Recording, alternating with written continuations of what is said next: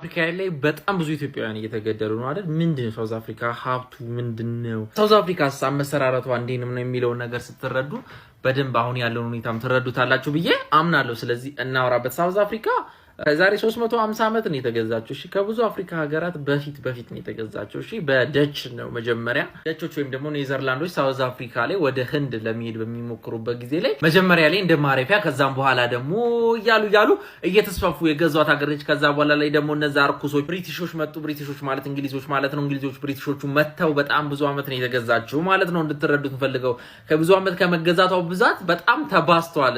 ደቾቹና ብሪቲሾቹ አንድ ላይ ነው የገዟት። እሺ ተባብረው ተስማምተው አንዳንዴም እየተዋጉ ነው የገዟትና ከመዋለዳቸው ብዛት ብዙ ቁጥር አሁን ሳውዝ አፍሪካ ላይ ይሄን ያህል ፐርሰንት የሚሆነው ከሳውዝ አፍሪካ ህዝብ ነጭ ነው ወይም ደግሞ የደችና የብሪቲሽ ዝርያ ያለው ነው። ጆዎቹም ከዛ በኋላ ላይ ህንዶችን ደግሞ እንግሊዞች ይገዟቸው ብሪቲሾች ይገዟቸው ስለነበረ ህንዶችም ወደዛ ሰፍሯል። የብዙ ሀገር ዜጎች የሚኖሩባት ትልቅ በጣም ሀብታም እኔ አሜሪካ፣ ካናዳ ከአውስትራሊያ ቀጥሎ በቃ በነጭ የተገነባች ማለት በቃ በጣም በሰፊው ነው የገነቧት። በቃ ኢኮኖሚው ለራሳቸው አሁን ብቻ ቢሆንም ለራሳቸው አሁን እዚህ ውስጥ የምታዩት ህንጻ እንዳለ ማለት ነው ወይ ህንዳዊ ነው ወይ ነጭ ነው፣ ከሁለቱ አያልፍም። በቃ እልፍ ካለ የሌላ ሀገር አንድ አይሁድ አለ። አንድ እዚህ ጋር 7ቱ አይሁድ ነው። ከዛ ውጪ አይሁድ ህንዳዊና ጆ ማለት ነው። አይሁድ ስላችሁ ሶሪ ደቾቹ ነጮቹ እንዳለ እነሱ ናቸው ያዙት። ሳውዝ አፍሪካውያኖቹ አንድ እዚህ ጋር ያለው ትንሽ ነው የሱ ሳይሆን አይቀርም። ብቻ በጣም በጥቂት የሚባል ሀብቱን ነው የተቀራመቱት ማለት ነው ጥቁሮቹ። እነሱ በብዛታቸው አብዛኛው ማጆሪቲ ህዝብ ጥቁሩ ዋነኛው ህዝብ ነው። ይህ ህዝብ ታዲያ ኮሎናይዝ እንደ ባሪያ ከመሸጥ ከመቸብቸብ ከዛም ደግሞ በኋላም አልፎ አፓርታይድ ስርዓት ሲሰቃይ ቃል የለውም። የአፓርታይድ ስርዓት ማለት ነጮቹ የበላይ ናቸው። በቃ እነሱ የፈለጉበት ለምሳሌ ለብቻ ሬስቶራንት አለ። አንተ ጥቁር ሆነ መግባት አትችልም። የኢኮኖሚ ዲስክሪሚኔሽን፣ ከትምህርት ትገለላለህ። እርሻ የላቸውም። ነግደው መብላት አይችሉም።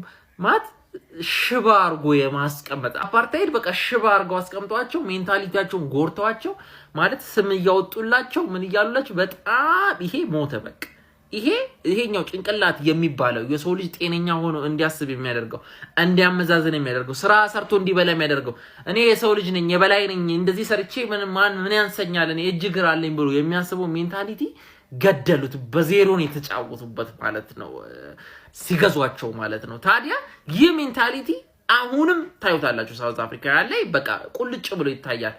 ማለት ነጮቹ ረስተዋቸው ሀብታቸውን እያስተዳደሩ በማስተዳደር ቢዚ ናቸው። እርሾቻቸው ምናምን ነጮቹን ሄደው ማይሞክሯቸው ለመግደል ለመረበሽ ማይሞክሩ ነጮቹ አንደኛ የተደራጁ ናቸው። ጥይቱን ነው የሚያጎርስክ ማለት ኢኮኖሚ የሀገሪቷ ኢኮኖሚ አሁንም እነሱ ናቸው የያዙት ሙሉ በሙሉ በሚባል ሁኔታና ማንዴላ መጥቶ ያው ነፃ ወጥቷቸዋል። ማንዴላ እንግዲህ ኢትዮጵያ ሰልጥኖ ምን ብሎ ከአፓርታይድ ስርዓት ማንዴላ ብቻም ባይሆን በቃ ባረጉት ትግል ነፃ ወጥተዋል። ግን ነፃ አልወጡም። ጭንቅላታቸው እስካሁን ባርነትና እስር ቤት ውስጥ ነው ያለ። እኚህ ሰዎች የደረሰባቸው ነገር በቃ ማለት ቁሽቁሽ ነው ያረጋቸው። እውነት ነው እንደዛ መሆን አልነበረባቸውም። ልክ አይደሉም። ጤነኛ እንዳልሆኑ አይምሮ ህመምተኛ እንደሆኑ መረዳት መቻል አለብን ብዬ አምናለሁ ከኢትዮጵያውያን ሳይድ ማለት ነው። ታዲያ ወደ ኢትዮጵያውያን ኬስ ስንመጣ ኢትዮጵያውያን ለምንድን ነው ሳውዝ አፍሪካን ኢትዮጵያውያን ከነጮቹ በላይ የሚጠሏቸው መሰላችሁ? አንድ ኢትዮጵያ አጥንቱ ያለ የተራበ እንደዚህ አጥንቱ የወጣ ኢትዮጵያዊ እንደኔ የከሳ ኢትዮጵያዊ ይሄድና ሳውዝ አፍሪካ ላይ አፈር ድሜ በልቶ ከመሬት ልሶ ከመሬት ተነስቶ ሱቅ እንደዚህ ሱቆች እየከፈቱ ትናንሽ ነገር እየሰሩ ኢኮኖሚን ከታች ያለውን ከህንዱና ከነጩ ቀጥሎ እንዳለ ተቆጣጥሮታል። ኢትዮጵያውያን ማለት ነው ከምታስቡት በላይ የሳውዝ አፍሪካ ኢትዮጵያውያን ዲያስፖሮች ሀብታም ልጥጥ እስከዚህ ድረስ የጠገቡ ናቸው ማለት ነው በብር። ይሄንን ያደረጉት ግን አፈር ልሰው ድንጋይ ተረሰው ነው እና እንደዚህ ሱቆች እየከፈቱ በጣም ሀብታም ሆኑ። ይህ ከነጮቹ በላይ ሳውዝ አፍሪካኖችን ያናደዳቸዋል። ለምን ካላችሁኝ እውነትም ስትመለከቱት ማሳያ ናቸው። እያስጠጧቸው ነው ኢትዮጵያውያን እያስጠጧቸው ነው ሳውዝ አፍሪካኖችን የነሱ ድክመት እንደሆነ ማሳየት። ልክ አንድ ሳውዝ አፍሪካ አንድ ኢትዮጵያን ሲያየው ድክመት ምንም ሰበብ መስጠት አይችልም። ስለተገዛው ነው ስለተገፋው ነው ብሎ ሲመለከት እዚህ ጋር የተገፋ ሌላ ማህበረሰብ ናይጄሪያዊ ጋር ኢኮኖሚውን ሰርቶ ህይወቱን ሲለውስ ምንም ያስተባብለው ነገር ያጣል። ያ ነገር በራሱ ይሄ አየውን ፈርቶ ዳውሎ ነጩን ፈርቶ ጥቁሩንም እንዲያደርገው ያደርጋል። ታሪኩን አውርተናል እንድትረዱት ነው የሳውዝ አፍሪካ ያለችበትን ኢትዮጵያውያኖች ያሉበትን ሁኔታ ማለት ነው ይሄንን ያቀርብኩላችሁ። ዳይመንድና ወርቁን ነጩ ሲጫወትበት ጥቁር አንድ ናይጄሪያና ኢትዮጵያ ደሱ ከፈተ ብለው ለምን እንደሚናደዱ በዩኒያል ደረጃ እንደተረዳችሁ የሚገደሉ ኢትዮጵያውያን ከቀን ወደ ቀን ያው ሁሌ የባሰበት ነው። በየጊዜው ይነሳል፣ ይጨፈጨፋሉ፣ ይገደላሉ። እንዴት እንደሚገደሉ ቪዲዮንም ካያችሁ በጣም ይሰቀጥጣል። ማለት ኢትዮጵያ መንግስት እንደ መንግስት ዜጎቹን ከሀገር ውስጥ ብቻ ሳይሆን ከሀገር ውጭ የመጠበቅ ግዴታ አለበት። የውጭ ጉዳይ ሚኒስቴር ላይ ኢትዮጵያ ታላቅ ነች ወይም ደግሞ ታላቅ ትሆናለች ሲባል እኮ ከዚህ ነው የሚጀመረው እኮ። ታላቅ እንዲሆን አንድ ሀገር ዜጎቹ ሲከበሩ፣ አንድ ሀገር ዜጎቹ መንግስቱ ተፈርቶ ዜጎቹ ይፈራሉ። ኢትዮጵያ አቅም አላት እያልን ባይሆን የአፍሪካ መዲና መቀመጫ ነች።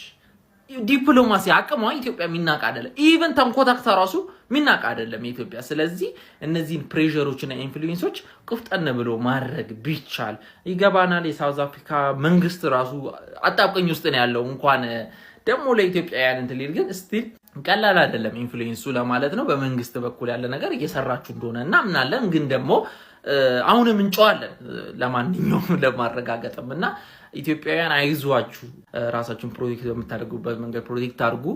አሁን መተቻቸት እንዳይሆን እንጂ አንዳንድ ኢትዮጵያውያን ሳውዝ አፍሪካ ላይ የሚሰሩት ኢሌጋል ስራዎች ይኸውላችሁ ለእንደዚህ አይነት ቀን ንጹሃኑን ታስበላላችሁ፣ እርስ በራስ ትገዳደላላችሁ፣ ዩኒቲ የላችሁ። አንድ ላይ ብትሆኑ በኢኮኖሚ ጠንካራ ናችሁ፣ አደገኛ ብር አላችሁ፣ ከነሱ የተሻለ ብር አላችሁ። አንድ ዩኒቲ ቢኖራችሁ አትነኩ።